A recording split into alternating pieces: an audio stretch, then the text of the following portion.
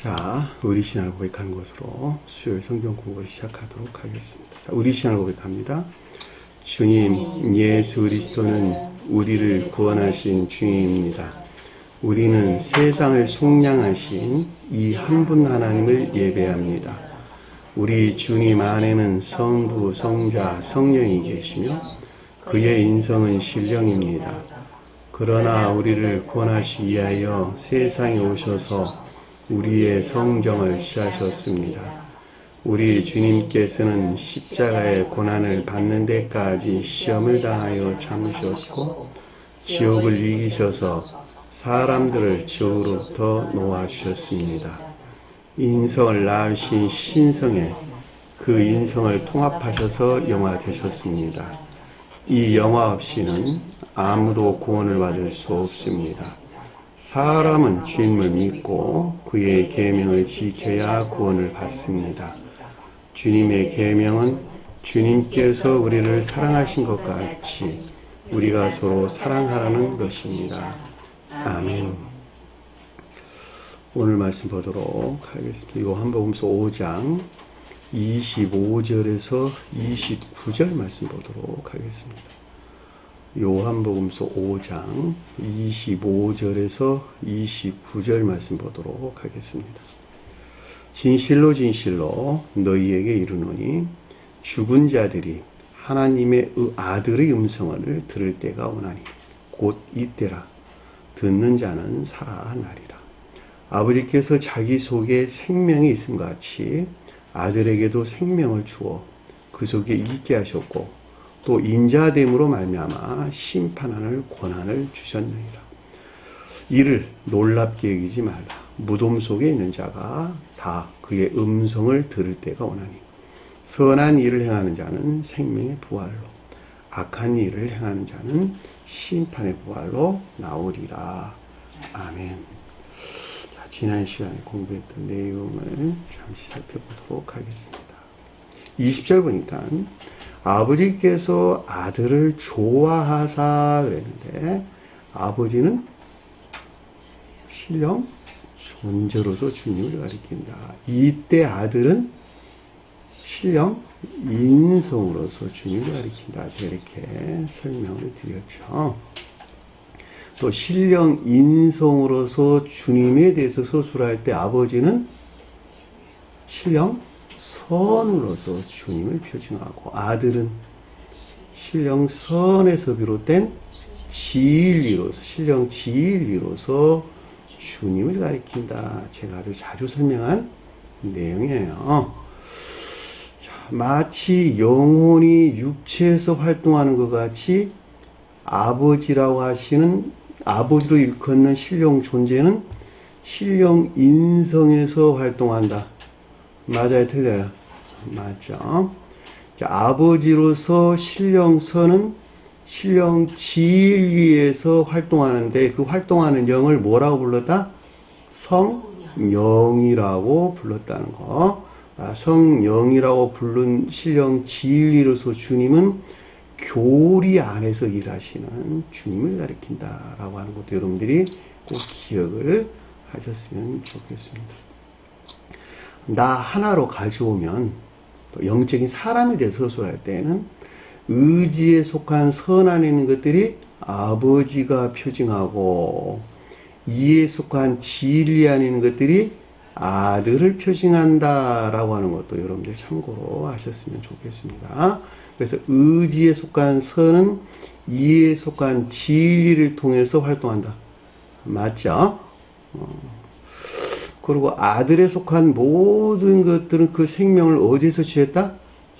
의지에 속한 선에서 취했다라고 하는 것을 잘 볼 수 있고 이렇게 볼 때 아들은 아버지의 형체 안에 존재한다라고 하는 것도 잘 볼 수가 있겠죠. 우리가 행위 안에 있는 모든 것들은 이해해서 생각하고 판단하죠. 사려 깊다라는 말은 의지에서, 이해해서 그 어떤 것들을 분별하고 판단하는 것을 가리킨다라고 하는 것을 잘 볼 수가 있겠죠. 그래서 이해가 동의하는 것을 의지해서 행하게 되죠. 자, 이해가 동의하지 아니하면 의지가 하고 싶어도 그 어떤 일들을 드러낼 수가 없는 것이죠. 결과적으로 심판은 이해에 속한 진리가 한다라고 하는 것을 잘 볼 수가 있겠죠. 자, 가장 높은 뜻에서 주님이 대해서 가져올 때 심판은 아들이 가리키는 주님이 하신다라고 하는 것도 여러분들이 꼭 기억을 하셔야 될 것이겠죠.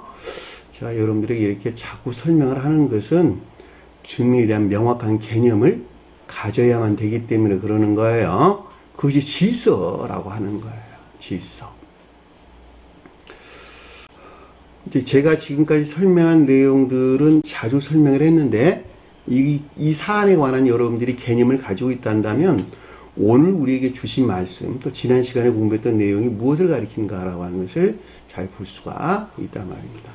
이 한 분 주님으로 계시는 존재로도 주님에 대해서 명확한 개념을 갖지 못하고 물질적인 개념 안에서 그 어떤 것들을 생각하고 판단해서 교리들을 만들다 보니까 아버지 하나님, 아들 하나님, 성령 하나님으로 세 분으로 나눴고 그럼에도 불구하고 성경 곳곳에서 한 분이라고 말을 하기 때문에 입술로는 한 분이라고 시인을 하고 있다라고 하는 것이 오늘날 기독교의 형편인 것을 잘 볼 수가 있습니다.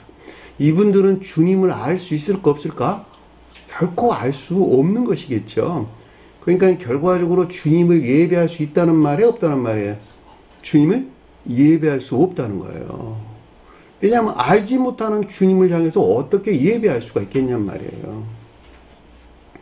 그러니까 주님이 그 자신들을 도와줄 우상숭배자로 바뀌어버렸다라고 하는 것도 우리가 잘 볼 수가 있죠. 그러니까 모든 기독교뿐만이 아니라 사실은 이방 종교에 속한 모든 자들도 극히 몇몇을 제외하고는 신을 알지 못한다는 거예요. 여러분들 한번 물어보세요. 신 그러면 무슨 영적인 존재라고 말을 하면서도 하늘에 둥둥 떠다니는 무슨 에텔이나 공기나 무슨 기운 정도로 그들은 생각을 한단 말이죠. 그래 안 그래요? 그러니까 문 열어놔라 그러잖아. 귀신 들어와야 된다고, 영 들어와야 된다고. 옛날 어르신들이 그랬어요. 그런 뭐 평범한 소시민들이 그렇게 말하는 거야 뭐 넉넉하게 이해될 수 있는 것이지만 심지어 아주 세상의 지식인들도 똑같단 말이죠. 지식인들도. 신에 대한 개념들을 전혀 갖고 있지를 못해. 그냥 신적 존재 그러는 거예요. 그들이 헤아려 볼 수 없는 신적 존재, 전능하신 분, 그 정도로 이해하고 있어요. 그러니까 신 그러면 이상하게 생각하는 거야. 신령 어쩌고저쩌고 하면 이상하게 생각하는 그들이 볼 때는 안타까운 일이죠. 그럼에도 불구하고 주님이 어떤 분이신가라고 하는 것은 오늘 또 본문에서 우리 설명해 주는 내용인데 오늘 지난 시간에 공부했던 내용을 잠시 살펴보는 것을 먼저 하도록 하겠습니다. 자, 아버지께서 아들을 좋아하사 사랑하다는 말이 아니고 좋아한다 그랬어요.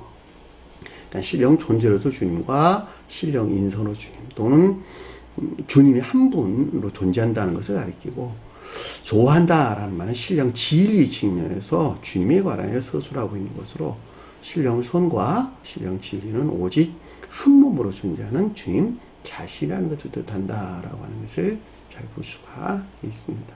그가 행하시는 모두를 그에게 보이시고 라는 말. 아들을 통해서 나타나시고 이런 말이겠죠. 아들을 통해서 드러냈다라고 하는 것이었어요. 그 말에 대한 가르침도 제가 방금 예배 서두에 말씀을 드렸어요. 자, 신령 선으로서 주님에게 비롯된 모든 것들은 신령 진리를 통해서 드러내신다라고 하는 것을 잘 볼 수가 있습니다. 의지에서 비롯된 모든 것들은 이해를 통해서 드러낸다라고 해도 똑같은 말의 뜻이죠. 또 영에 속한 모든 것들은 육체를 통해서 활동한다라고 해도 똑같은 말의 뜻이죠. 자, 그 말에 대한 여러분들 이해가 있다면 별로 어렵지 않게 이해할 수 있을 것입니다. 또 그보다 더 큰 일을 그에게 보이사 너희로 놀랍게 여기시리라. 신령 진리를 통해서 증명해내는 또는 나타내는 신령 선에서 파생된 것들을 뜻한다라고 하는 것을 잘 볼 수가 있겠죠. 왜냐하면 더 큰 일을 그랬는데 이것이 선에 대해서 서술해 주기 때문에 신령 진리로서 주님에 대해서 서술할 때 신령 선하는 것들에 대해서 우리 이제 가르침을 주고 있다라고 하는 것을 잘 볼 수가 있습니다. 너희로 놀랍게 여기게 하시리라. 놀랍다는 말은 상태의 변화를 가리키는 말의 뜻인데 저와 여러분들 안에 영적인 어떤 증표들이 나타나는 것에서 상태의 변화가 일어나는 거예요. 자, 성경에서 복음서에서 두루 기술되고 있는 이적이나 표적 또는 표시나 표적, 증표라고 하는 것들도 모두가 다 자연적인 어떤 것들을 가리키는 것이 아니라 저와 여러분들 마음과 생각, 행위 안에서 일어나는 영적인 증표들을 뜻한다라고 하는 것을 여러분들이 꼭 기억을 하셨으면 좋겠습니다. 그 영적인 증표들이라고 하는 것은 오직 선과 진리들에 관계되는 것 이외에는 아무것도 존재하지 않는다. 그 이상 다른 것 없어요. 왜냐하면 주님에게서 올 것은 그거 위에는 아무것도 없기 때문에 그러는 거예요. 21절 보니까 마치 아버지께서 죽은 자를 일으켜 살리심같이 그랬는데 아버지가 신령 선으로서 주님으로부터 죽은 자라고 하는 것은 지옥적인 사랑 안에 있는 자들. 자, 지옥적인 사랑이란 말은 자기 사랑이나 세상 사랑에 속한 가운데 있는 자를 가리킨다라고 하는 것을 잘 볼 수가 있겠고 또 다른 표현으로는 이 세상적이고 육신적인 것들에 속한 온갖 정욕이나 탐욕에 속한 악하고 거짓된 것들은 삶 가운데 있는 자를 가리킨다라고 하는 것도 여러분들이 참고로 하셨으면 좋겠어요. 따라서 죽은 자를 일으켰다 그랬는데 에게이로라는 단어예요. 거기서 중생에 이르게 한 거예요. 천계적인 비단에 존재하는 영적인 것들이 조효된 이 가운데 이렇게 실천되는 삶 가운데 있는 자가 죽은 자가 살아난 것이죠. 죽은 자를 일으키신 것이죠. 그 말이 일으켜 살리신 같이 라는 뜻인 것을 잘 볼 수가 있습니다. 천계적인 지혜나 총명이 빛에서 비롯된 것들이 실천되는 인에 속한 선한 삶 가운데 있게 하는 것을 뜻한다라고 하는 것을 잘 볼 수가 있겠죠. 여러분들이 여기서 지혜나 총명이 빛, 천계적인 지혜나 총명이 빛이란 말에 여러분들이 유념해야 돼요.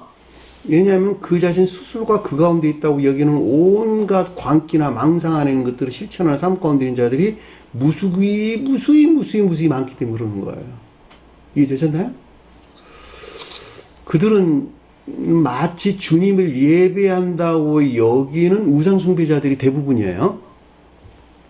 또 다른 표현으로는 제가 만난 여러 사람들 중에서는 그들 스스로가 겪은 영적인 체험들이 너무 많아.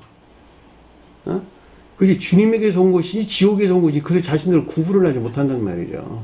근데 제가 봤을 때는 100%다 지옥에서 유입된 그 가운데 있는 상태였어요.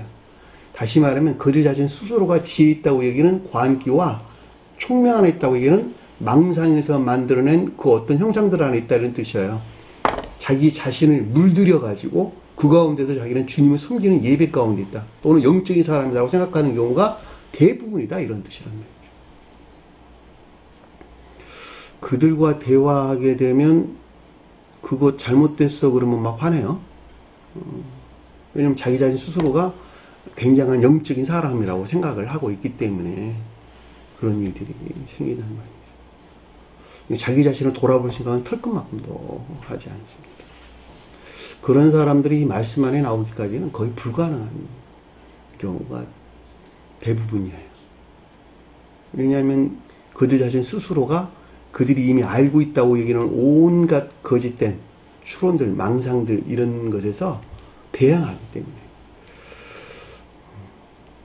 주님으로부터 어떤 일들이 그들 안에 생겨날 수가 없는 거예요.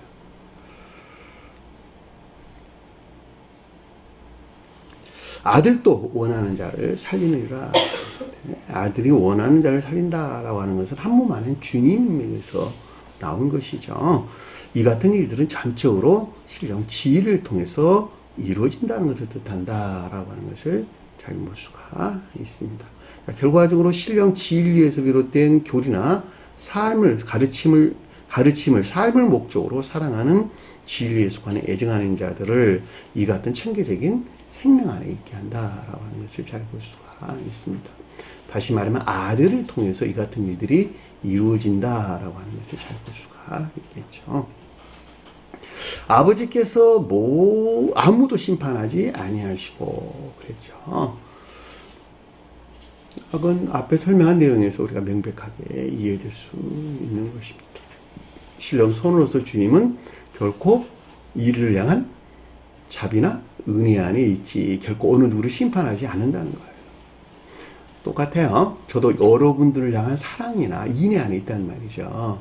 또 저도 여러분도 똑같죠.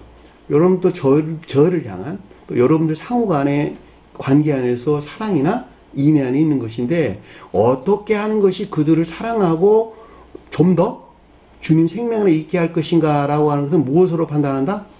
생각으로부터 판단하는 거예요. 이 하는 일들을 칭찬하는 일이 그를 사랑하는 것인가? 야단하는 일이 그를 사랑하는 것인가? 라고 하는 것은 뭐로 판단한다? 아들이 판단한다는 거예요. 그런 미국에서 야단하고 하는 것이 아니라는 거예요. 사랑하는 방법이 야단일 수도 있고 칭찬일 수도 있고 이렇다는 거예요. 그래 안 그래요? 여러분들 자식 다 키워봤잖아. 자식 미워해서 야단했어요? 아니잖아. 다 사랑하니까 야단도 잔소리도 하고 질책도 하고 그런단 말이에요. 진리가 그거 하는 거야 다. 그죠? 그러니까 매 나만 가지고 맨날 야단해 그 사람이 그만큼 사랑을 받고 있다는 반증이기도 하는 거야. 또 그 사람 입장에서 볼 때는 그만큼 그 자가 옳은 길을 가고 있지 못하다라는 말하고도 똑같은 말이 되어요. 자꾸 그 사람은 입에 들먹이는 거예요. 어떤 말들을 할 때. 말을 잘 들먹이지 아니한다라고 하는 둘 중에 하나야. 잘 가고 있든지 아니면 관심 밖에 있든지 포기한 상태든지 둘 중에 하나라고. 그렇죠? 세상에서 그거 똑같죠? 말 많이 하는 것 기뻐하세요. 주님께서 나에게 관심이 이렇게 많이 있으시구나. 사랑하니까 그러시는구나 라고 하면서 잘 볼 수가 있습니다. 자, 심판은 모두 아들에게 주었으니 자, 아들로부터 심판한다는 것이죠. 온갖 악과 거짓들을 성과 진리들로부터 분리시키는 영벌의 심판은 오직 신령 선에서 발출된 신령 진리로부터 또는 신령 진리를 통해서 행해진다라고 하는 것을 잘 볼 수가 있습니다. 23절 보니까 이는 모두 아버지를 공경하는 것 같이 자, 아버지를 공경한다라고 하는 것은 아버지가 가리키는 데서 비롯된 인애에 속한 선한 삶, 곧 예배하는 것을 뜻한다라고 하는 것을 잘 볼 수가 있겠죠. 이들이 아버지를 공경한다 이런 뜻이에요. 존중한다, 존경한다 이런 말이에요. 입술에 달려있는 것이 아니라 행위에서 그를 존중한다, 존경한다, 곧 주님을 향한 예배를 가리키는 말의 뜻인데 이것은 삶 속에서 진리들이 고백되는 인애에 속한 선한 삶 위에는 다른 것을 뜻하는 것이 아니다라고 하는 것을 잘 볼 수가 있습니다. 아들을 공경하게 하려 함이라. 자, 이 가운데인 자들은 역시 아들로서 주님도 공경하겠죠. 그렇죠? 자, 그 말이 신령 진리로서 주님을 향한 이 같은 예배가 있다라고 하는 것을 잘 볼 수가 있습니다.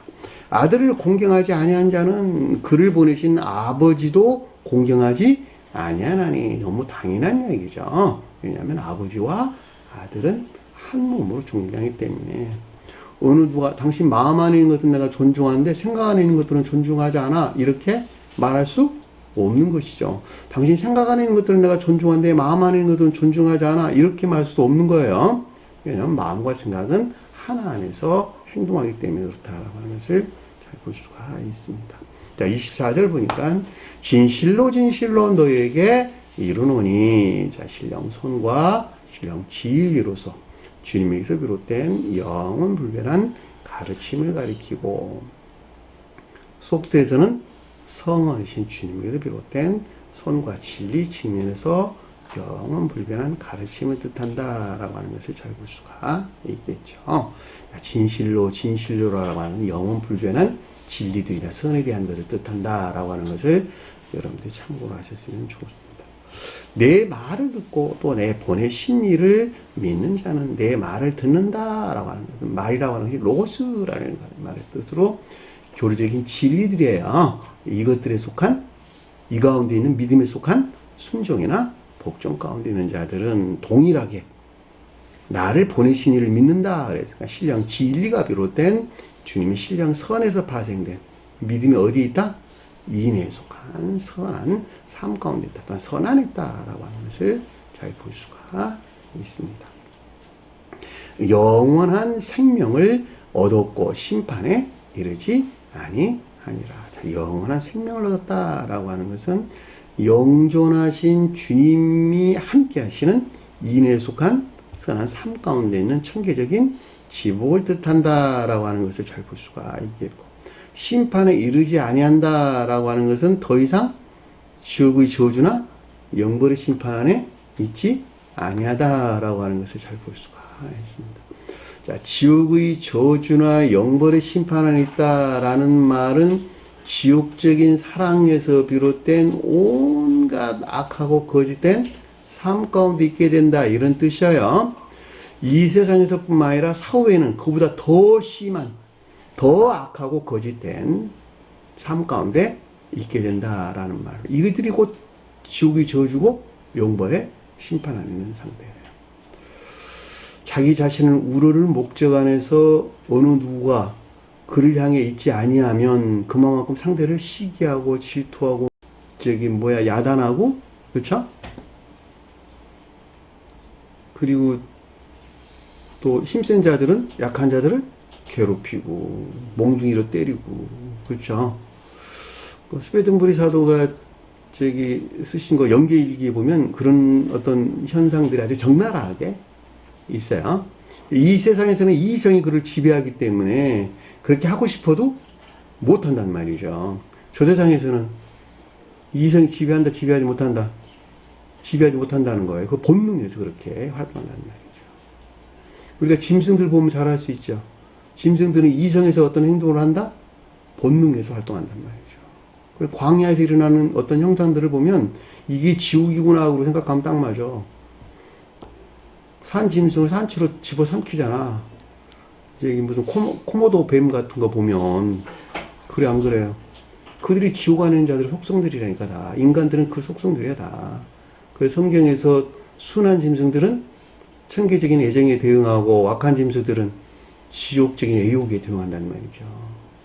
지옥적인 애욕 안에 이 세상에서 살고 있으나 그럼에도 불구하고 이성이 그 자신을 지배하고 있어서, 아, 이렇게 해서는 안 되지, 이렇게 하게 되면 내게 이런저러한 불이익이 오게 되지 라고 하는 이유에서 사람다운 행세를 하고 있는 거예요.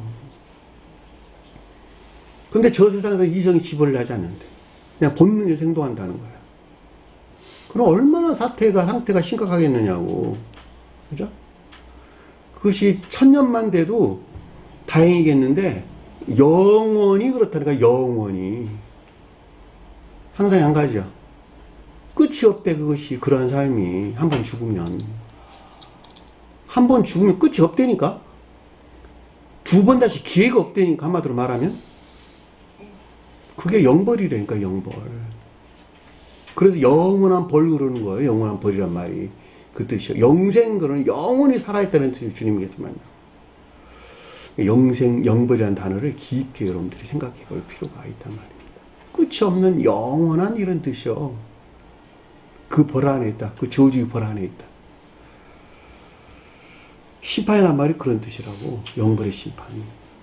사망에서 생명으로 옮겨느니라 라고 하는, 이들은 더 이상 종전의 지옥적인 애욕에 속한 온갖 악하고 거짓된 삶 가운데 있지 아니하고 여기서 떠난 주님이 함께하는 천계적인 사랑에 속한 선하고 참된 삶 가운데 있게 되는 듯한다 라고 하는 것을 잘 볼 수가 있습니다.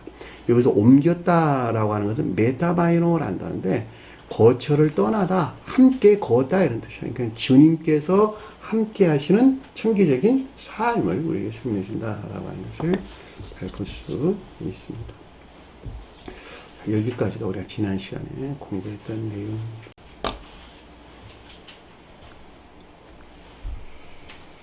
25절 보니까 진실로 진실로 너희에게 이르노니 라는 뜻이었는데, 이 진실로라는 말은 앞에서 공부한 것까지 신령, 선과 신령, 진리 측면에서 주님에게서 말미암는 영원한 가르침을 뜻하고, 또 속도에서는 선과 진리 측면에서 영원 불변한 교리적인 가르침을 뜻한다라고 하는 것을 잘 볼 수가 있겠죠. 너희에게 이르노니 그랬는데, 너희가 누굴까 여기서? 앞뒤 문맥에서 볼 때 너희가 누구예요? 유대인들. 유대인들이 뭘 가리킬까? 유대인들. 역사적인 유대인들은 모세의 율법을 믿고 따르는 자들이죠. 모세의 율법. 문자적인 뜻에 속한 모세의 율법을 생명으로 여기고 그것들에 속한 외적인 예배 아래에 있는 자들. 이들이 유대인들이죠. 복음서에서 우리가 유대인들에 대해서 바리새인들, 그 다음에 대제사장들, 서기관들, 율법사들 등등 많은 사람들로 언급돼서 나오죠. 그럼에도 불구하고 유대인들이 드렸던 율법적인 예배라고 하는 것은 그 가운데 영적인 것들을 간직하고 있었다 없었다? 영적인 것들을 간직하고 있었다 없었다? 영적인 것들을 간직하고 있었다라고 하는 것이죠. 율법적인 예배라고 하는 것은 모세가 명한 율법적인 예배 안에 천계에 속한 천적이고 영적인 것들이 간직되어 있었다라고 하는 것을 잘 볼 수가 있었죠. 자, 유대인들은 삶 그 자체가 아까운 데 있었으나 그럼에도 불구하고 그들의 성품들이 그 가운데 있는 모세의 율법을 잘 지킬 만한 성향들을 가지고 있었다. 그것은 오직 주님을 우러를 목주에서 그 가운데 있었던 것이 아니고 그 자신이 모든 이방인들보다 뛰어난 존재로 우뚝 세워주실 전능자를 향한 그 목적이, 다시 말하면 그 자신을 향해서 전능자를 찾는 데서 그 같은 예배 안에 있었다라고 하는 것을 잘 볼 수가 있었죠. 그래서 그들은 메시아를 기다렸는데 메시아가 누구를?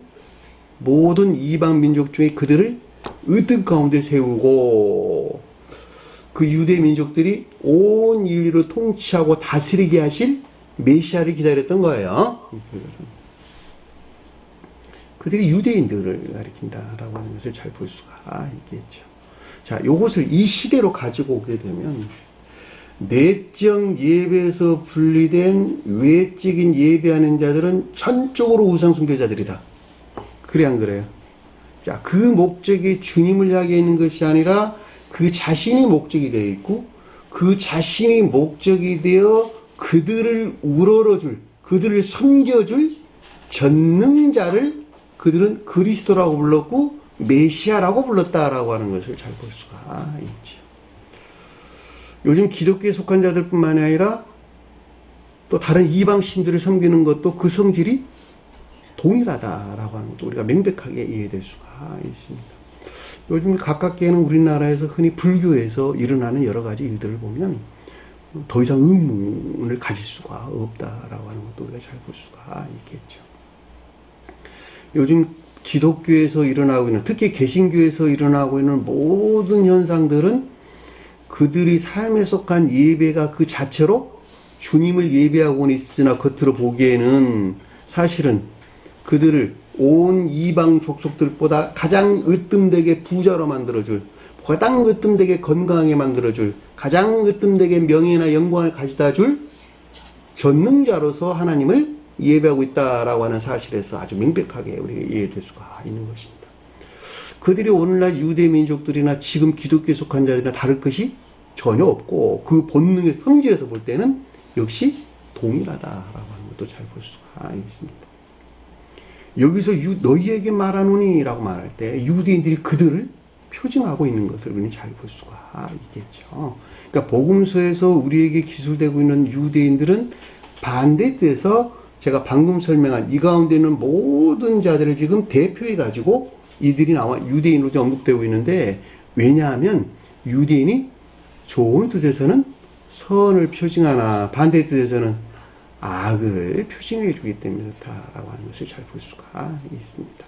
거짓된 가르침하는 있는 자를 가리키는 것이 아니라 삶에 속한 악 가운데 있는 자, 삶에 속한 악한 예배 안에 있는 자들이 이 주제의 가르침에서 주는 핵심적인 내용이에요. 이 같은 이유에서 유대인들이 언급됐고 또 바리새인들이 종종 기술되고 있는 것을 잘 볼 수가 있습니다. 왜냐하면 바리새인들이 성원이 더럽혀진 거짓들에서 취한 악한 삶, 곧 악행 가운데 있는 자들을 우리에게 설명해 주기 때문에 그렇다라고 하는 것을 잘 볼 수가 있겠죠. 심각해요. 저와 여러분들의 내용이니까 심각한 거예요, 지금. 그죠? 눈에서 막 불이 나야 돼, 그러니까. 지금. 이건 다 내 이야기네, 지금. 응? 자, 아래 보니까 죽은 자들이 하나님의 아들의 음성을 들을 때가 오나니 누가 죽었다는 거예요? 앞에 설명한 이들이 다 죽었다는 이야기잖아. 그쵸? 유대인들이 표의하는 이 가운데인들이 다 죽었다는 이야기잖아. 그러면 이 교리적으로 무슨 말일까? 죽은 자라는 말은 지옥적인 정욕이나 탐욕에 속한 온갖 악과 거짓 가운데 있는 자들. 온갖 악과 거짓 가운데 있는 자들. 육신적이고 이 세상적인 것들을 쫓아 사는 온갖 악하고 거짓된 삶 가운데 있는 자들. 관념적인 사랑이나 육신적인 사랑에 폭 빠져가지고 그것들 위에는 그 어느 것도 귀하게 여기지 않는 자들. 여러 말로 설명될 수 있겠지요. 전혀 무가치한 것들, 가치 없는 것들, 헛된 것들을 쫓아 사는 자들. 이 세상 삶이 영원까지 갈 것 같이 그 어떤 것들을 향해 마음을 빼앗기고 그것들 가운데서 죽기 살기로 매달려 사는 사람들. 이들이 다 죽은 자들이잖아. 죽은. 영적으로 보면. 왜냐하면 그 세계가 곧 지옥이기 때문에 그러는 거예요. 지옥에 있는 자들이 산 자는 아무것도 다 죽은 자들이니까. 영적인 생명에서 볼 때. 그런데 뒤에 보니까 하나님의 음성을, 하나님 아들의 음성을 그랬어요. 하나님의 아들과 사람의 아들이 성경 말씀에서 자주 기술되고 있는데 하나님의 아들은 뭘까? 하나님의 아들. 하나님의 아들과 사람의 아들은 어떻게 달라요? 하나님의 아들은 신령 선으로서 주님. 또 다른 표현으로 신령 인성으로서 주님. 신령 인성은 곧 신령선 그 자체다. 그래서 하나님 아들 그럴 때 이분을 독생자가 표징하기도 한다. 독생자가 곧 하나님의 아들로서 주님. 사람의 아들은 신령 인성에 속한 신령 진리로서 주님을 가리킨다. 또는 신령 인성에 속한 모든 것들이 새겨져 있는 성월로서 주님을 가리킬 때 사람의 아들이란 말로 언급돼서 나왔다. 이 사안에 관해서는 아래에서 좀 더 자세하게 여러분들이 설명을 드리도록 하겠습니다. 따라서 하나님의 아들의 음성 그랬으니까 음성은 뭘까? 성경 말씀 음성은 뭐예요? 주님의 음성. 신령? 진리를 가리킨다라고 하는 것을 잘 볼 수가 있겠죠. 성경에서 음성은 뭘까? 낱말의 언어들이죠. 낱말의 언어들은 어디서 나왔어요? 이에 속한 사상에서 나온 것들이에요. 자, 이에 속한 사상은 어디로부터 그 생명을 취했다? 의지로부터 생명을 취한 거예요. 자, 의지로부터 생명을 취한 이에 속한 사상이 낱말의 언어를 통해서 발설되어 나오는 것을 음성, 소리란 말이에요. 소리 그것이. 그래 안 그래요? 소리에는 빛깔이 있어요. 음색이 있어요. 음색은 그 가운데 있는 내적인 애정 안에 있는 것들을 표징해 준다는 거예요, 사람이. 그러니까 사람이 음성을 들을 때, 소리를 들을 때, 너 요즘 왜 이렇게 소리가 날카롭냐? 가시가 박혀있다, 너 한 말에? 그런 말 많이 하죠. 똑같은 말인데 음색이 다르다는 거예요. 그 가운데 너의 애정에 속한 그 어떤 것들이 그 가운데 간직되어 있다 이런 말이란 말이죠. 그 사람 말하는 것은 들어보니까 너무 진실돼. 어디서 나왔다는 거예요? 마음에 속한 것들이 생각을 통해서 그 가운데 실려 있다라고 하는 것을 잘 볼 수가 있습니다. 너는 말하는 것이 왜 이렇게 건조하냐? 아무 뜻하는 바가 없이 그냥 한다 이런 뜻이에요. 그렇죠? 그러니까 성경에서 우리에게 주는 가르침이 무엇인가라고 하는 것을 잘 볼 수가 있다 말입니다. 그러니까 여기서는 지금 주님의 음성 그랬는데 음성은 뭐라는 거예요? 신령? 진리, 신령 진리. 근데 그것이 어디서 나왔다는 거예요? 하나님 아들이 가리키는 신령 선에서 그것이 나왔는데 그 음성 안에는 뭐가 간직되어 있다는 걸까? 신령 선에 속한 성질들이 간직되어 있겠네요. 그래, 안 그래요? 이 가운데 있는 것들에 대한 지각, 듣는다. 그쵸?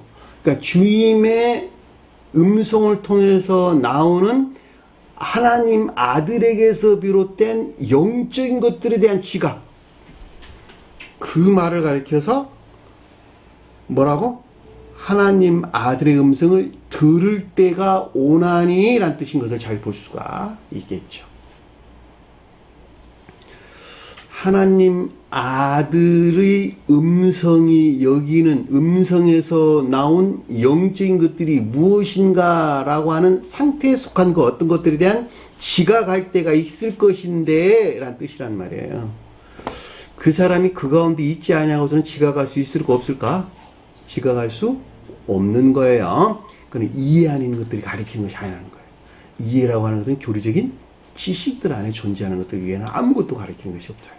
근데 의지로부터 어떤 것을 지각한다라고 하는 것은 그 영기 안에 있는 것들이 마치 여러분들이 어떤 말을 할 때 그 말 안에 담겨져 있는 성질들이 애정에서 나온 말인가 아니면 싫어에서 나온 말인가라고 하는 것을 지각하는 것 같이 하나님의 아들이 가리키는 성질 안에 있는 것들을 지각한다 이런 뜻이란 말이죠.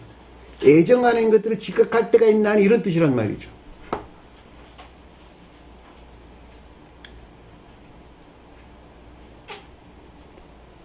듣는 자는 살아나리라. 살아나겠네요. 그죠? 당연한 이야기잖아. 전술한 이것들에 속한 믿음에 속한 순종이나 복종 가운데 있게 될 때, 다시 말하면 그 지각에서 비롯된 순종이나 복종 가운데 있게 될 때를 가리키는 것으로 이들은 살아난다는 말이 무슨 말일까? 건강한 삶이란 뜻이에요. 생기 있는 삶을 살다 이런 뜻이에요. 살아난다는 말이 좌우 삶에 대해서 써줍니다. 주님에게서 온 생기 있는 삶, 살아있는 삶 이런 뜻이에요. 결과적으로 이들은 더 이상 죽은 자가 아닌 영적으로 중생한 인애에 속한 선한 삶 가운데 있게 된다는 것을 뜻한다라고 하는 것을 잘 볼 수가 있겠죠. 그죠? 마음에서 살아났다는 거예요. 삶에 속한 일들에서 생기 있게 살아났다는 거예요. 삶에 속한 일들에서 더 이상 지옥을 우러르지 아니하고 천계적인 주님을 우러르는 사랑이나 인애에 속한 선한 삶 가운데 있게 되는 것을 뜻한다라고 하는 것을 잘 볼 수가 있습니다. 제가 여러분들에게 잔소리처럼 자주 말하는 것이지만 이웃을 사랑하는 사랑 안에 있다. 이웃을 사랑하는 인애에 있다라는 말은 사랑이란 말은 본연의 마음에서 그 이웃을 향한 이웃을 섬기는 행위 안에 있는 기쁨과 즐거움을 가리키는 말의 뜻 이외에 다른 걸 가리키는 것이 아니에요. 인애의 선한 삶 가운데 있다라고 하는 것은 본연의 마음은 그렇지 못하는데 새로운 영적인 양심이 들어와 가지고 영적인 사랑이 만들어져 가지고 이 사랑에서 나온 행위 안에는 기쁨과 즐거움을 가리킨다라고 하는 것을 여러분들 반드시 기억을 하셔야 될 것입니다. 이것이 주님에게서 왔기 때문에 천계적인 생명 안에 있다 이런 말이에요. 그 자신에게서 온 것은 겉으로 보기에는 사실은 이 가운데 있는 것 같으나 결과적으로 그 가운데 있지 못한, 왜냐하면 행하는 모든 것들이 그 자신이 사랑해서 그 어떤 것들이 나왔기 때문에 그러는 거예요. 이게 되셨죠? 무슨 말인지. 자, 26절 보니까 아버지께서 자기 속에 생명이 있음 같이 아버지께서 그 자신 안에, 그 자체 안에 생명을 가지고 있는 것처럼. 아버지 생명은 뭘까? 아버지 생명은 뭐예요? 네? 아버지 생명은 뭘까? 신령 존재로도 주님의 생명은 뭘까? 네? 신령 사랑과 신령 지혜 그 자체로서 주님.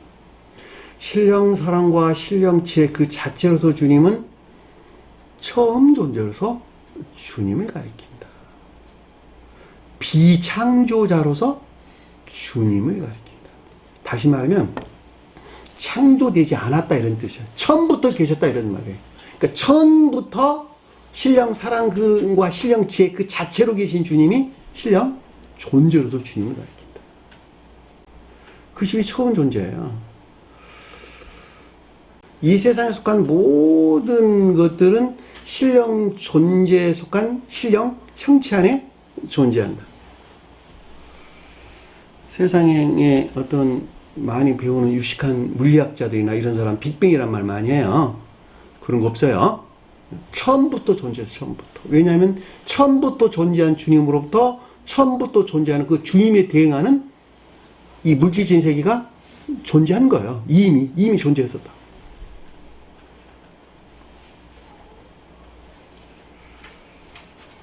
그러니까 여기서 아버지께서 자기 속에 생명이 있음 같이라고 하는 것은 신령 사랑과 신령 그 자체로 존재하는 주님을 가리킨다라고 하는 것을 잘 볼 수가 있겠죠. 그죠? 근데 그 아래 보니까 아들에게도 생명을 주어 그 속에 있게 하셨다. 당연하죠. 왜냐하면 신령 존재로서 주님과 아들로서 주님은 한 몸 안에 계시기 때문에. 그쵸? 자, 신령 존재는 태양과 태양광에 비유해 볼 수 있고, 네? 신령 인성은 태양광 안에 존재하는 볕과 빛에 대응해 볼 수 있겠죠? 이건 분리될 수 없는 하나잖아. 태양과 태양광은 한 몸 안에 있는 것인데, 태양광 안에 신령 인성이 계신다고. 그러니까 태양광에 속한 벽과 빛이 곧 신령 인성 안에 계시는 주님이다라고 하는 것을 잘 볼 수가 있겠죠. 이 세상에 존재하는 모든 피조물들은 태양광에서 발출된 햇볕에 의해서 살아 있는 것이죠. 그래 안 그래요? 그 가운데 존재하고 있잖아 다. 그럼에도 불구하고 태양은 살아있는 존재인가 죽어있는 존재인가? 네? 대답하기 어려워? 죽어있는 존재야. 태양은 그냥 물질적인 개념이나 아무것도 갖고 있는 것이 아니라 죽어있는 것이 죽어있는 것을 살릴 수 있을까 없을까? 결코 없겠죠. 죽어있는 태양이 땅에 씨앗을 뿌렸는데 그것을 살아있게 할 수 있을까 없을까? 없다니까. 죽어있는 것은 죽어있는 것 자체야. 근데 어떻게 씨앗을 땅에 품은 그것으로부터 땅에서 싹스를 낼 수 있겠느냐고. 살아있는 싹스. 태양이 하는 일에? 아니라니까. 그 가운데 뭐가 깃들여져 있다? 태양에 대응하는 주님의 신령 사랑의 연기가 깃들여져 있어서 그 사랑의 연기로부터 그것들이 살아나게 되는 것이죠. 태양은 무슨 역할을 해요 그러면? 신령 사랑을 돕는 도구죠. 도구. 그러니까 이 세상에서는 태양 아래에 있고 저 세상에서는 천개의 태양이신 주님 신령 사랑과 신령 지혜가 계신다니까. 이 세상에 물질적인 개념 안에 존재하는 모든 것들은 겉으로 보기에는 태양으로부터 조성되어 이 가운데 살아있는 것 같지만 사실은 천계적인 태양으로 존재하는 주님으로부터 이 세상의 태양이라고 하는 것을 방편 삼아서 그 가운데 있는 모든 것들을 살아있게 하는 우주 안에 존재하게 했다라고 하는 것을 잘 볼 수가 있겠지요. 그 가운데 가장 으뜸적인 존재가 누구예요? 태양 아래 존재하는 가장 으뜸적인 존재가 누구예요? 인간들, 사람들. 왜냐하면 사람이 곧 천사가 되는 것이니까. 천사가 누구니까? 주님의 나라를 이루고 있는, 주님의 몸을 이루고 있는 천사들의 연합체가 곧 이 세상에서는, 저 세상에서는 천계라고 부르고, 이 세상에서는 사람들의 연합체가 곧 교회라고 부른다는 말이죠. 그러니까 저 세상에 수도 없는 무수한 천계적인 사회가 존재하는 것 같이 이 세상에서도 무수한 교회적인 주님 나라가 존재한다라고 하는 것을 잘 볼 수가 있겠죠. 이 같은 이유에서 다른 데서 천계나 교회를 주님의 몸이란 말로 설명해서 나오는 것을 잘 볼 수 있겠죠. 또 다른 곳에서 이 가운데 있는 모든 자들을 12사도나 12제자들이 표징해주고 있다라고 하는 것을 잘 볼 수가 있습니다. 기억하세요. 이 세상에 존재하는 모든 물질적인 개념 안에 존재하는 모든 살아있는 존재는 태양으로부터 살아있는 것이 아니라 태양이라고 하는 방편을 통해서 주님의 연기가 그 가운데 깃들여져 있는 까닭에 죽은 것이 아니라 살아있는 존재가 되었다는 거예요. 그럼에도 불구하고 인간들은 다른 모든 것들은 그 질서 안에 있는데 오직 인간만이 정반대, 주님을 우러르는 것이 아니라 어디를 우러르고 있다? 지옥을 우러르고 있다는 거예요. 그들이 바꿨어요? 주님이 바꾼 거예요? 그들이 바꾼 것이죠. 이것은 마치 태양에서 발출된 햇빛이 5만 가지 색깔들을 가지고 있는 주체를 통과할 때, 스펙트럼을 통과할 때 통과돼서 발산되어 나오는 여러 가지 칙칙한 빛들로 바뀌어지는 것과 유사하단 말이죠. 너는 반드시 하나님을 사랑하고 이웃을 사랑하는 선한 사람 가운데 있어야 돼? 그랬더니 그가 빛을 받아가지고 신령 빛을 받아서 무엇으로 바꿨다? 악하고 거짓된 것으로 바꿔서 그는 더 이상 주님을 우러를 수 없는 지옥의 머무르는 상태에 있게 됐는데 이것을 멸망된 교회다라는 말로 설명돼서 나오는 것을 잘 볼 수가 있습니다. 이들은 빛을 어둠으로 바꾼 데서 더 이상 빛 가운데 있을 수가 없게 된 것이죠. 빛으로부터는 눈이 어두워져서 그들은 빛에 속한 그들을 볼 수가 없어요. 마치 밤새들이, 밤에 활동하는 새들이 빛으로부터 눈이 어두워지고 어둠으로 눈이 밝아져서 그 가운데 있는 것을 보고 사는 것과 똑같단 말이죠. 요즘 모든 사람들이 그렇단 말이죠, 다. 그러니까 주님께서 이 땅에 뭐로 오셨다고? 빛으로 오신 거예요, 빛으로. 너에게 빛을 주려고. 어둠을 빛에서 구원해 내려고.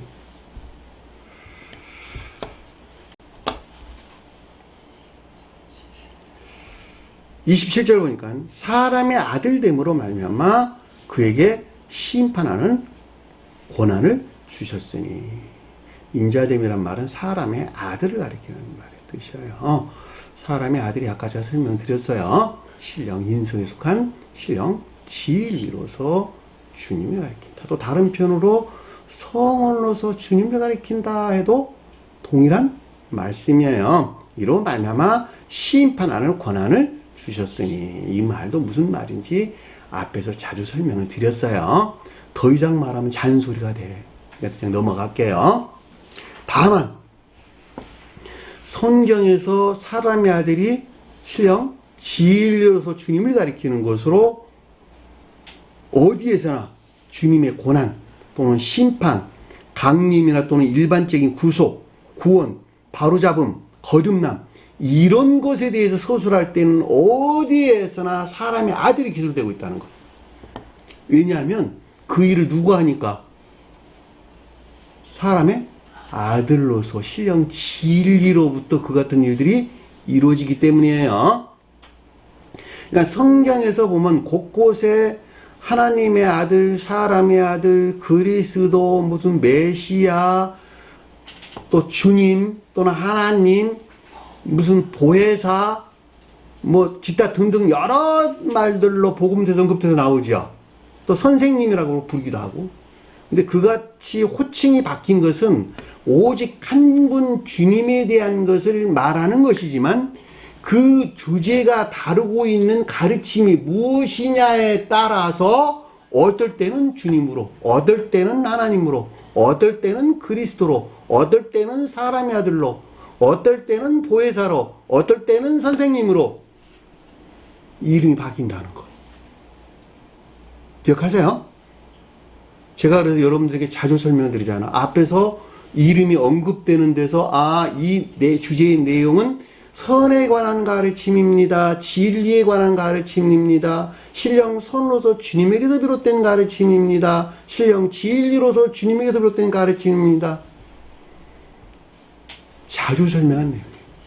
구약에서도 같아요.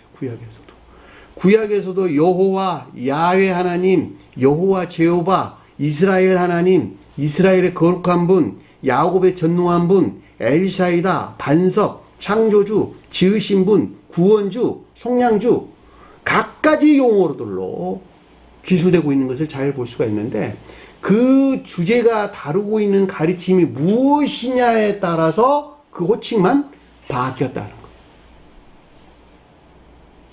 오직 한 분 주님에 대해서만 서술해주고 있다라고 하는 것을 반드시 기억을 하셔야 될 거예요. 이 사안에 관한 내용들은 그동안 우리가 공부를 하면서 자주 설명한 내용들입니다. 그 예문으로 주님의 고난에 대한 데서 설명할 때 마태복음 20장 18절 19절에 보면 보라 우리가 예루살렘으로 올라가노니 사람의 아들이 대제사장들과 서기관들에게 넘어짐에 그들이 죽이기로 결의하고 이방인들에게 넘겨주어 그들을 조롱하며 채찍질하며 십자가에 못 박히게 할 것이나 제3일에 살아나리라. 무엇에 대한 내용이에요? 주님이 영화에 대한 고난을 통한 주님이 영화에 대해서 우리 서술하고 있다라고 하는 것을 잘 볼 수가 있습니다. 그 내용이 비슷하게 마가복음서 10장 33절에도 기술되고 있고 그리고 누가복음서 9장 22절에도 기술되고 있는 것을 잘 볼 수가 있겠고 또 누가복음 24장 6절에도 기술되고 있는 것을 잘 볼 수가 있습니다.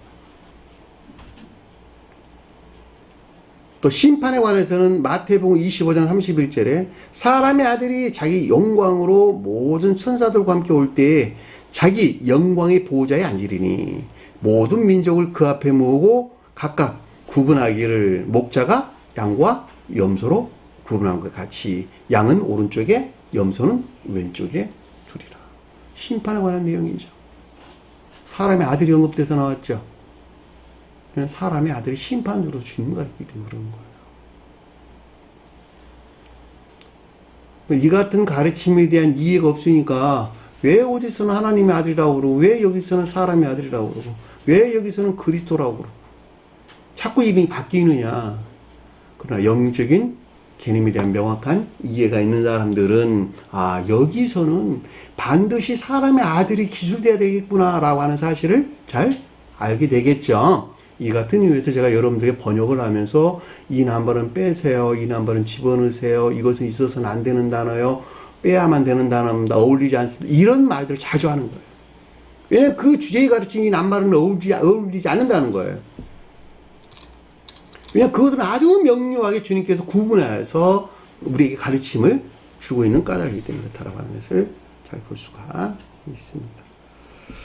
마태복음 19장 28절에도 예수께서 이르시되 진실로 진실로 너희에게 이르노니 세상이 새롭게 되어 사람의 아들이 자기 영광의 보좌에 앉을 때에 나를 따른 너희도 12 보좌에 앉아 이스라엘 12지파를 심판하리라. 보좌가 천계를 가리키는 말의 뜻이에요. 12지파를 심판한다라는 말은 이스라엘 12지파를 심판한다라는 말은 12보좌가 뜻하는 상태에 있지 아니한 모든 것들을 정지한다 이런 뜻이에요. 영벌의 심판으로 쳐넣을 것이다 이런 뜻이란 말이죠.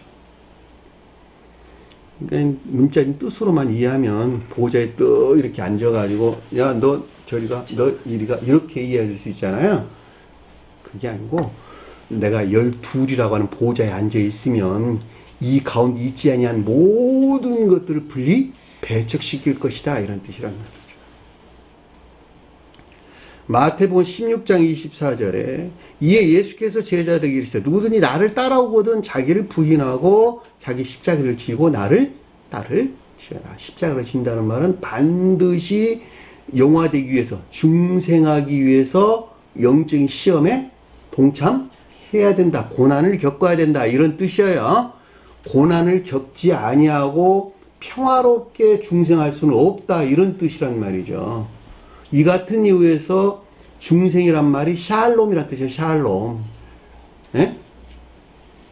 세겜 땅이란 말, 세겜 땅 나오죠. 그쵸? 이 세겜 땅이 원래가 샬롬이란 뜻이에요. 샬롬. 평화 상태. 더 이상 고난이 없는, 전쟁이 없는 평온에 속한 평화 안에 있다. 이런 뜻이라니까. 내가. 더 이상 세상 그 어떤 잡다한 것들이 나를 괴롭히지 아니한, 왜냐하면 해방되어 있기 때문에. 그래서 제가 이런 표현을 여러분들이 설명드렸죠. 언덕 위에서 일렁이는 바다를 쳐다보는 것과 같은 것이다. 자기는 언덕 위에 올라와 있고 그 일렁이는 바다를 쳐다보는 것과 똑같다니까. 지옥 안에 자는 그 가운데 있다 이런 뜻이에요. 다. 그 가운데서 헤매고 싸우고 다투고 시기하고 질투하고 미워하고 그 탐욕 가운데 빠져가지고 그 지배욕 가운데 빠져서 살아가는 그 모습들을 거기서 떠나 나와 언덕 위에서 이렇게 쳐다보니까 똑같다니까. 그들이 평화 안에 있다. 평화 안에 있다. 이런 말로 설명돼서 나오는 것을 잘 볼 수가 있습니다. 누구든지 제 목숨을 구원하고자 하면 이룰 것이요 같은 말이죠. 제가 그 가운데 있는데 그 가운데 있기를 원한다 이런 뜻이에요. 그럼 당연히 천국에 속한 것들은 있을 수가 없겠죠. 누구든지 나를 위하여 제 목숨을 잃으면 찾으리라. 사람이 만일 온 천하를 놓고도 제 목숨을 잃으면 무엇이 유익하리요? 사람이 무엇을 주고 제 목숨과 바꾸겠느냐? 27절에 사람의 아들이 하나님의 영광으로 그 천사들과 오리니 그때 각 사람이 행한 대로 갚아주리라. 심판이 그때 있다는 거예요. 사람의 아들로부터 심판을 우리에게 설명해 준다라고 하는 것도 잘 볼 수가 있습니다. 누가복음 21장 34절에 너희는 스스로 조심하라. 그렇지 아니하면 방탕함과 술취함과 생활의 염려로 마음이 둔해지고 뜻밖의 그날에 덫과 같이 너에게 임하리니 이 날은 온 지구상에 그랬는데 모든 땅 얼굴 위에 거하는 모든 사람에게 임하리라. 땅은 뭘까? 땅. 교회를 가리키고 개별적으로는 겉사람을 가리킵니다. 얼굴은 뭘까? 내면적인 애정 안에 있는 것들. 진리들에 속한 내면적인 애정의 얼굴이에요. 이 가운데 모든 것들이 임하게 된대. 멸망 심판이 임하게 된다 이런 뜻이요. 그렇죠? 36절에 그러므로 너희는 장차올 이 모든 일을 능히 피하고 사람의 아들 앞에 서도록 항상 기도하며 깨어 있어라. 신령 진리로서 주님에게서 말미암는 사랑이나 인애 안에 있기를 원하는 주님의 신령 중재를 간구하라는 것이죠. 깨어있다는 말은 잠자지 말아라 이런 뜻이에요. 잠자고 있지 말아라 이런 뜻이라고. 원어를 보면. 마태복음 24장 43절에 또 누가복음 12장 40절에 너희도 아는 바니 만일 집주인이 도둑이 어느 시각에 올 줄 알았더라면 깨어있어 그 집을 뚫지 못하게 하였으리라. 이러므로 너희도 준비하고 있으라. 생각하지 않을 때 누가 온다? 사람의 아들이 오리라. 심판 온다는 거 심판. 자, 도둑은 뭘까? 공로적 사상 안에 있는 자들. 자, 구원, 구속, 바로잡음, 거듭남에 관해서 우리가 설명해 준 내용은 마태복음서 13장 36절에 이에 예수께서 무리를 떠나 집에 들어가시니 제자들이 나와 이르되 밭에 가라지 비유를 우리에게 설명하여 주소서 그러놓고 좋은 씨를 뿌리는 자는 인자여 그랬단 말이에요. 사람의 아들이여 그랬단 말이죠. 좋은 씨를 어디다 뿌렸을까? 마음의 밭에 뿌린 거예요. 땅에 뿌린 거예요. 마음에서 영접 수용하는 자들. 이제 좋은 씨, 선한 마음 안에 있는 자들에게 믿음의 씨앗이 영접 수용된 상태를 가리킨다라고 하는 것을 잘 볼 수가 있습니다. 그러니까 여기서 지금 한 사람의 중생, 거듭남, 구원 또는 구속에 대해서 서술할 때 사람의 아들이 우리에게 설명해서 나오는 것을 잘 볼 수가 있습니다. 여기까지만 할게요. 여러분들이 반드시 기억할 것은 사람의 아들과 하나님의 아들이 철저하게 구분돼서 우리에게 서술되고 있다라고 하는 것을 여러분들이 참고로 아셨으면 좋겠습니다. 사람의 아들이 안식일의 주인이라. 안식일이 뭘까? 중생이에요. 가장 높은 곳에서 안식일은 신령 선으로서 주님을 가리키고, 저와 여러분들을 안식일로 인도하는 것은 누구라? 사람의 아들이다 라고 하는 것을 잘 볼 수가 있습니다. 자, 28절 보니까 이를 놀랍게 여기지 말라. 자, 그 사람에게 변화되어 나타나게 될 영적인 징표들을 뜻한다라고 하는 것을 잘 볼 수가 있습니다. 자, 무덤 속에 있는 자가 모두 그의 음성을 들을 때가 오나니. 이 무덤이란 말에 문에메요이라는 하는데, 묘비, 표지석 이런 뜻이에요. 회상하다, 기억하다, 회상, 기억 이런 낱말로부터 비롯된 단어입니다. 그 자신 안에 새겨진 것을 일컫는 말씀의 뜻이에요. 중생한 자들이 설명할 때는 무덤이 뭐라고? 천계나 교회를 표징하고, 반대로는 지옥을 설명해주고 있다라고 하는 것을 잘 볼 수가 있습니다. 왜냐하면 지옥에 속한 온갖 악과 거짓들이 그 사람에게 새겨져 있기 때문에 그러는 거예요. 그래 안 그래요? 이때 무덤은 지옥이야. 그러나 중생한 자들 설명할 때는 주님에게선 선과 진리에 속한 모든 것들이 그 사람 생명으로 새겨져 있겠네요. 그래 안 그래요? 이때 무덤은 천계나 교회를 표징해주고 있고, 가장 높은 데서는 신령 인성을 표징해주고 있다라고 하는 것을 잘 볼 수가 있겠죠. 이 같은 이유에서 여자들이 무덤 앞에 있는 거야. 왜냐하면 그분 주님으로부터 파생된 교회를 우리에게 설명해주고 있는 것이거든. 그 가운데서 누구 사람으로 주님께서 나타나신 것이죠. 사람이 뭐라고? 신령 진리로서 주님을 가리킨다라고 하는 것을 잘 볼 수가 있단 말입니다. 그 교리 안에는 신령 진리가 어디로 들어와야 돼요? 갈릴리 바다로 들어와야 돼. 무슨 말인지 아시겠어요? 갈릴리 바다가 뭐니까? 참된 기억자니까. 그러니까 신령 진리를 주님이 저와 여러분들이 참된 기억자 안에 들어와야 돼요. 들어와야 돼. 반드시 들어와야 돼. 왜냐하면 그래야지 교회가 새로 세워지는 것이니까. 여자들은 뭐라고?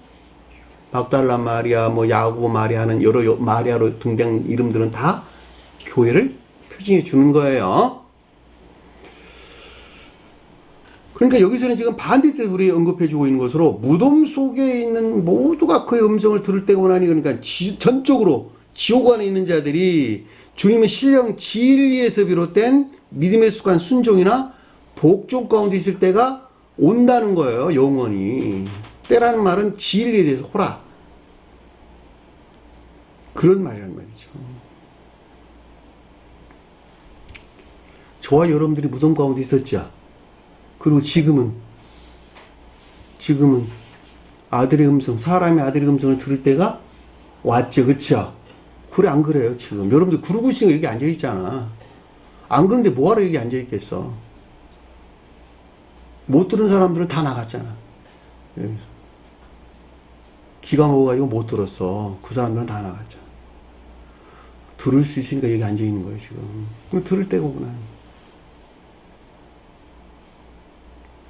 선을 행하는 자는 생명의 부활로 나오리라. 선을 행한다는 말은 무슨 말일까? 중생한 이 세상에서 생의 마지막 날까지 사람의 아들이 가리키는 성원이신 주님에게서 비롯된 인에 속한 선한 삶 가운데 있는 자들. 이들이 생명의 부활로 나오리라.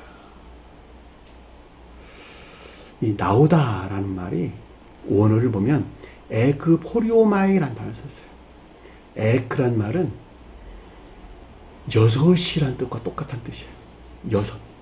여섯이란 말은 선에 대해 서술할까? 진리에 대해 서술할까? 진리에 대해 서술해 주죠. 포리오마이란 단어는 가다, 걷다, 행하다 이런 뜻이야. 무슨 말일까? 삶에 대해서 서술해 준다라고 하는 것을 볼 수가 있어요. 진리들이 고백되는 삶 가운데 있게 되리라. 직역하면 그런 뜻이에요.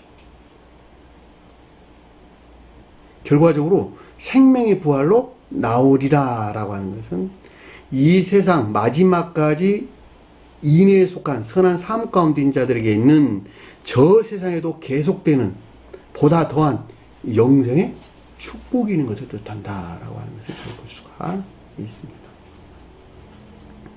생명의 부활이 그거예요. 이 세상에서 죽음과 동시에 저 세상에서 부활한다 안 한다? 부활한다는 거예요. 영적인 사람으로 다시 부활하는 것인데 이 세상에서 사람과 저 세상의 사람은 다른 것은 육체를 덧입고 있고 벗고 있는 것, 이거 외에는 다른 것이 아무것도 없는 거예요.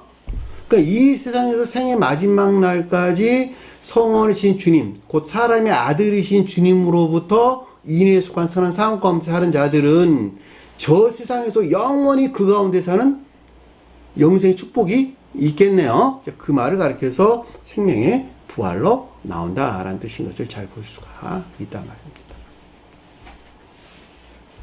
그런데 아래에 보니까 악을 행하는 자는 심판의 부활로 나오리라. 나온다는 말은 똑같은 나온다는 말을 뜻인데 악을 행했다라는 말은 원어를 보니까 파울로스란 단어예요. 더러운, 헛된, 무가치한, 하찮은 이런 단어예요. 육신적이고 이 세상적인 온갖 악하고 거짓된 것들은 다 이 가운데 있지요. 그래 안 그래요? 전혀 생명에 기하는 바가 없잖아. 그것들은 다. 그러니까 하찮은 것들이고 더러운 것들이고 무가치한 것들이잖아요. 그렇죠?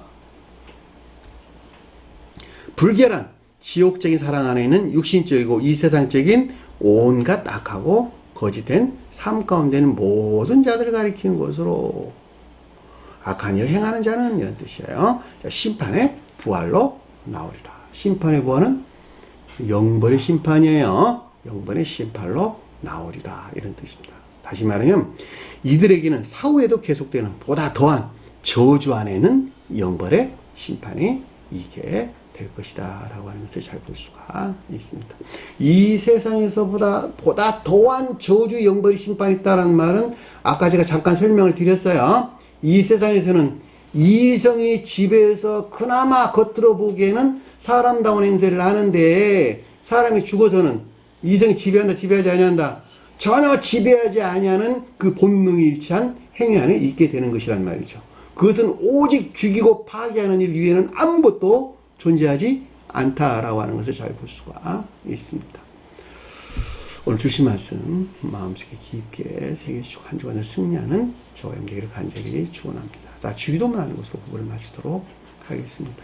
할례 계신 우리 아버지 이름을 거룩히 여김을 받으시오며 나라의 마옵시며 뜻이 하늘에서 것 같이 땅에서도 이루어지리라. 오늘날 우리에게 일용할 양식을 주옵시고 우리가 우리에게 죄진 자를 사해 준 것 같이 우리 죄를 사하여 주옵시고 우리를 시험에 들게 하지 마옵시며 다만 악에서 구하옵소서. 나라와 권세와 영광이 아버지께 영원히 싸움나이다. 아멘.